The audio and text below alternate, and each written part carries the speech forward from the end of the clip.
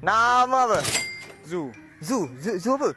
Zoo coklat. Zoo coklat. Ha. Bukan Zoo coffee. Bukan. Tapi aku nak tanya kau ada relate apa-apa ke dengan Lily suka coklat?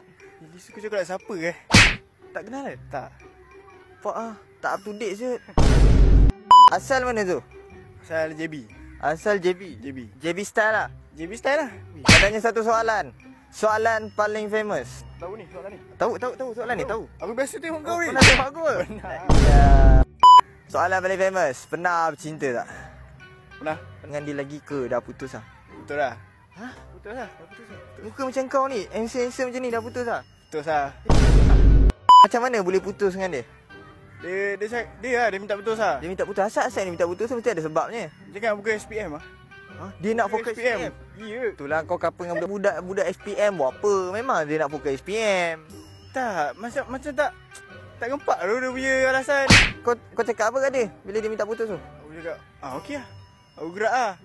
Macam tu je? Gerak Tak ada lah. maju-maju je. Tolong lah, boleh lah. Orang dah tak nak apa. Orang dah tak nak. Orang dah tak nak. Orang dah tak nak, so tak payah. Tak payah lah. Ya. Cik baru. Dari yang baru dah? Dalam proses. Dalam proses? Ha? Wow. Laju buat kerja. Contoh, kalau dia tengok video ni sekarang, apa yang kau nak cakap kat dia? Gula SPM.